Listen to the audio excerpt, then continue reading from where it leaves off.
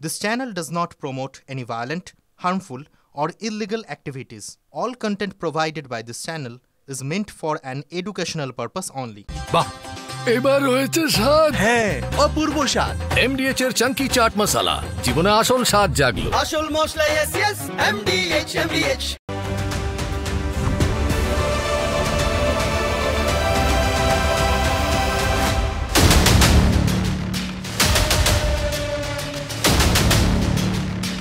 আমরা 31শে মের মধ্যেই সুপ্রিম কোর্ট যে অর্ডারটা দিয়েছে সেটা নোটিফিকেশন করব।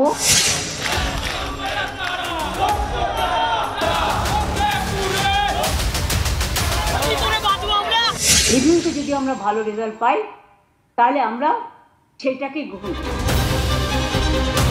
সমস্ত যোগ্য শিক্ষক শিক্ষিকা এবং শিক্ষাকর্মীদের জন্য একটা মৃত্যু পরোয়ানা উনি আজকে আমাদের জন্য ঘোষণা করলেন। আমরা পরীক্ষা দিতে বললেও পারবো না, কারণ আজ থেকে 10 বছরের আগের যে প্রিপারেশন সেটা এখন আমাদের নেই। এখনই এ কথা বলা উচিত না আমরা পরীক্ষা দেব না, দিচ্ছি না, দিতে পারবো না, তাহলে তো চাকরিটাই থাকবে না।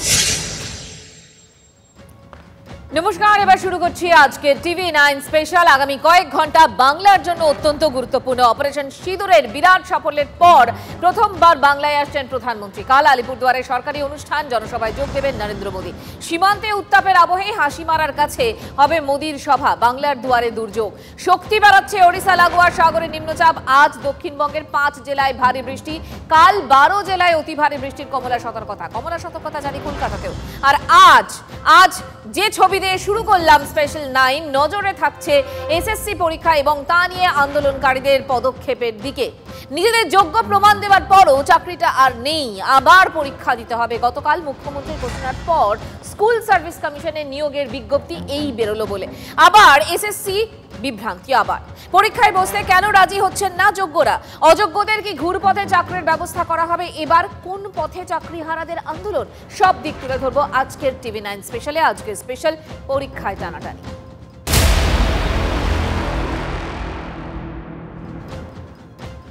টানা পরিশ্রম করে পরীক্ষা দিয়েছিলেন, কোনো নেতা ধরেননি, কাউকে ঘুষ দেননি, সততার সঙ্গে এগিয়ে চাকরিও পেলেন। মাঝে অন্য চাকরি পরীক্ষার সুযোগ ছিল, কিন্তু সব ছেড়ে বেছে নিয়েছিলেন শিক্ষকতা।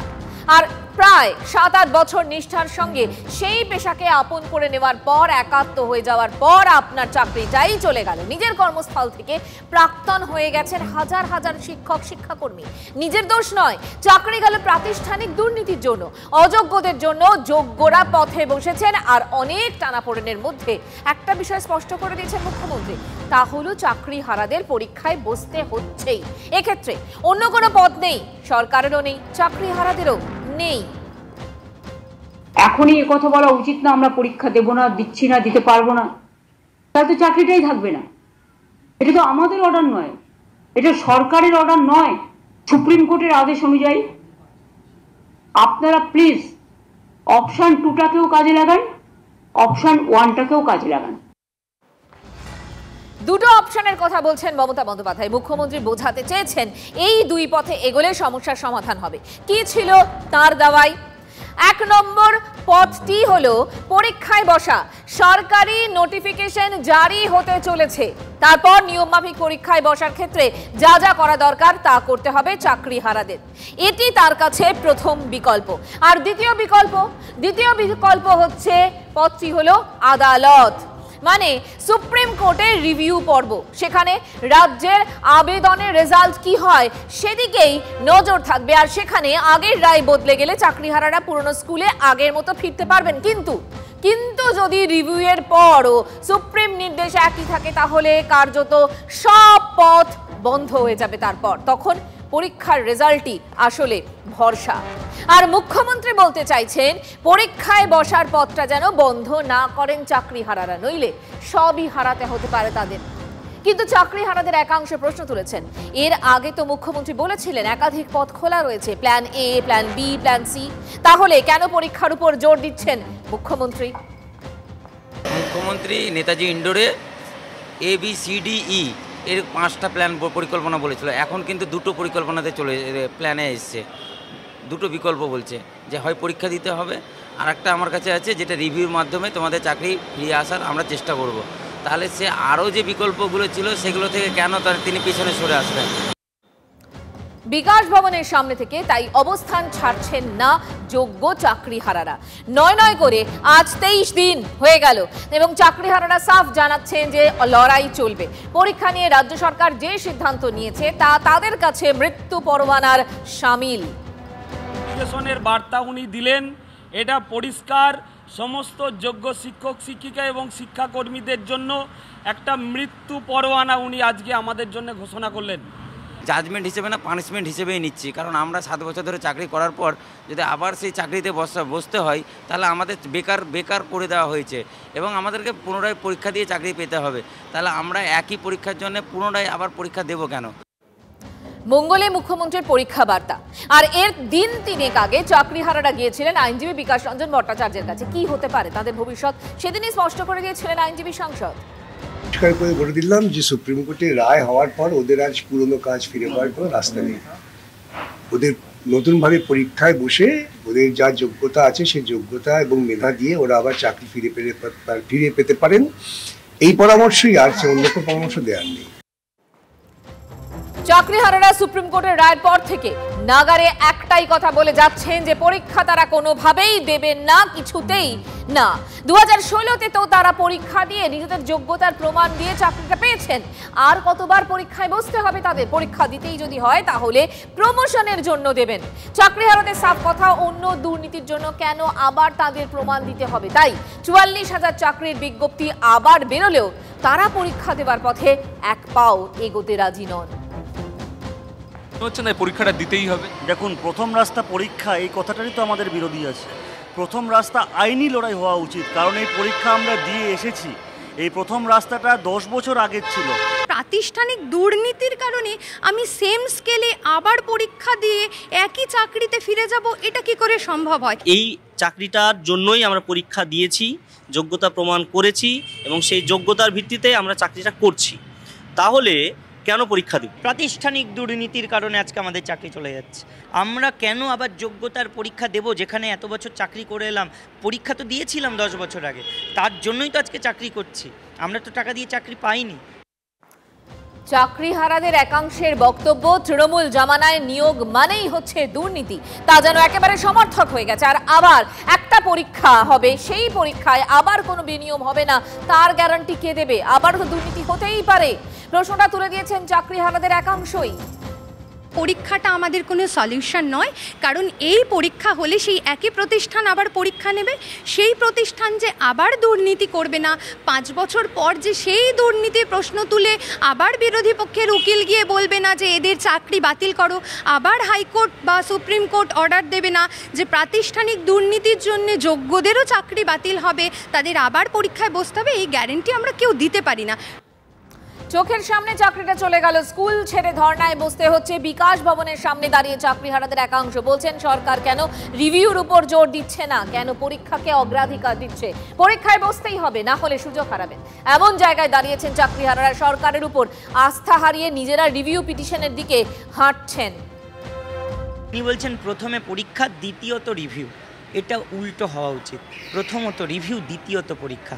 কারণ আগে রিভিউয়ের লড়াইটাকে পাখির চোখ করা দরকার, স্ট্রং গ্রাউন্ড করে সমস্ত তথ্য দিয়ে রিভিউতে কিভাবে জেতানো সম্ভব হয় সেটাকে আগে দেখা দরকার। পরীক্ষা তো অনেক দূরের ব্যাপার।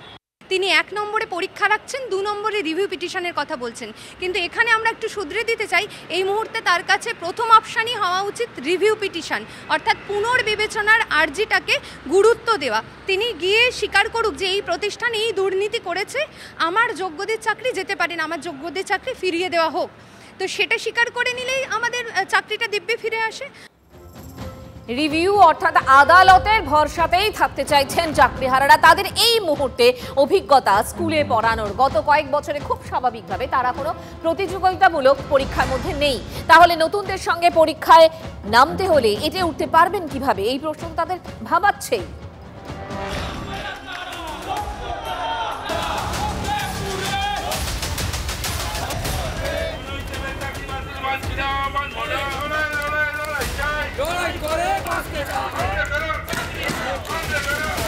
গ্র্যাজুয়েশন, মাস্টার্স, বিএড করার পরে যোগ্যতামান পরিচয় দিয়ে চাকরির পরীক্ষায় পাশ করে স্কুলে চাকরি পেয়েছিলেন। 7 বছর চাকরিও করেছেন এরা, কিন্তু তারপর হঠাৎ করে জানা গেল প্রাতিষ্ঠানিক দুর্নীতি, রাজ্যের শাসক দলের দুর্নীতির জন্য তারা আর চাকরি করতে পারবেন না। স্কুল বাড়ি থেকে বিতাড়িত হতে হলো কার্যত তাদের। কোনো মতে ডিসেম্বর পর্যন্ত তাদের চাকরির নিশ্চয়তা আছে, তারপর শুধুই অন্ধকার। এমতাবস্থায় নতুন করে পরীক্ষায় বসতে হবে। 7 বছর পেরিয়ে যাবার পরে কিভাবে নতুন পরীক্ষা?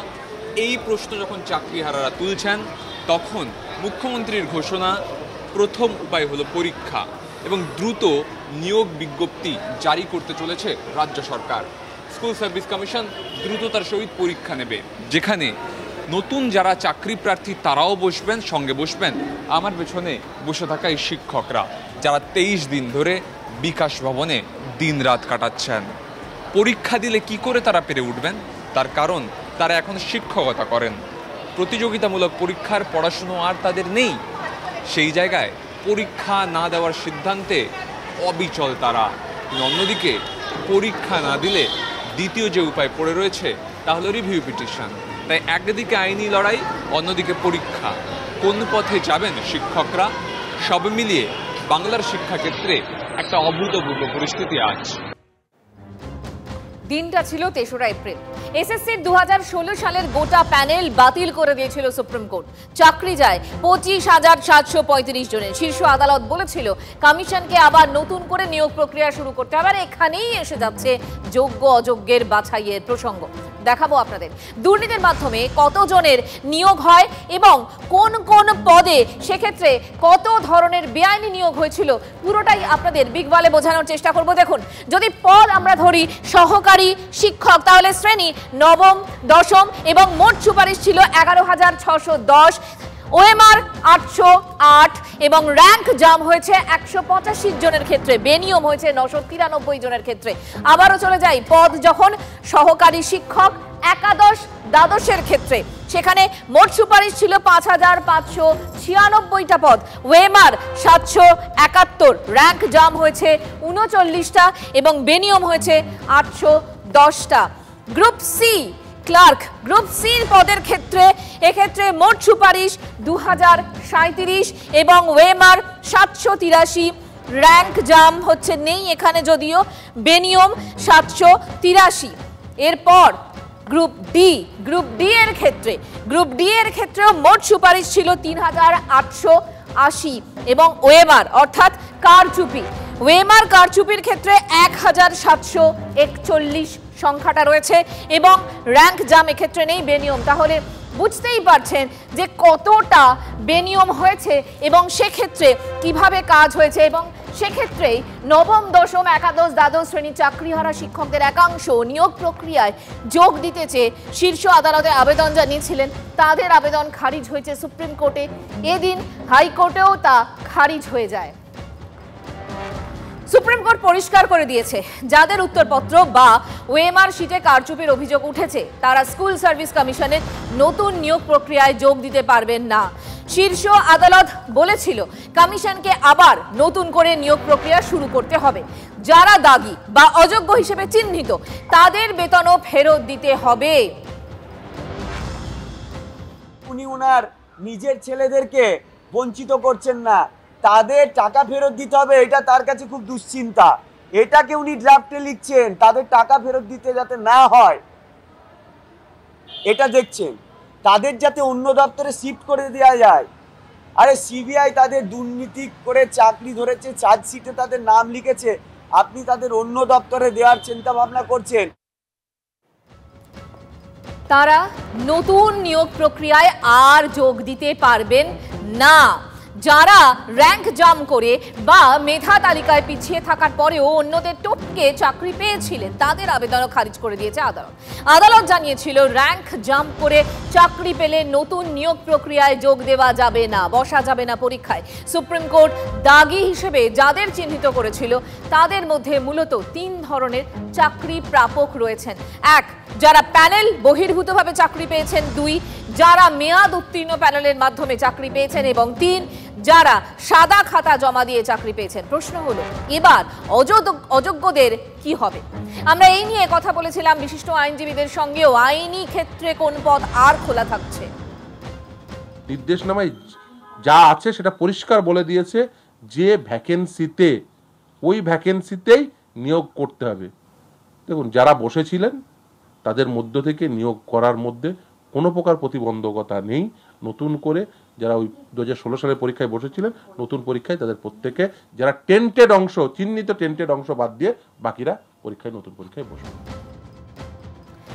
তার মানে যারা অযোগ্যদের জন্য যাদের চাকরি গিয়েছে তারা এখন কি করবেন, কিভাবে চাকরি ফেরত পাবেন, সে নিয়ে কিন্তু অনেকগুলো প্রশ্ন থেকেই যাচ্ছে এবং এখনো পর্যন্ত সেই ওএমআর শিটের মিরর ইমেজ সেটা নিয়েও কিন্তু বিভিন্ন রকমভাবে ধোঁয়াশা রয়েই গিয়েছে। সেক্ষেত্রে প্রধানমন্ত্রী থেকে মুখ্যমন্ত্রী সবারই হস্তক্ষেপ চাইছেন এই চাকরিহারারা, কিন্তু পরিস্থিতি যেদিকে যাচ্ছে তাতে পরীক্ষা দেওয়া ছাড়া আর কোনো তাদের কাছে উপায় নেই। সেক্ষেত্রে সমাধান সূত্র আদৌ বেরোয় কিনা বা এই জল কতদূর পর্যন্ত গড়ায়, আমাদের কিন্তু নজর থাকবে সেদিকেই। আপাতত স্পেশাল 9 আজকের মতো শেষ করছি, আবার দেখা হবে আগামীকাল। সঙ্গে থাকবেন, ভালো থাকবেন।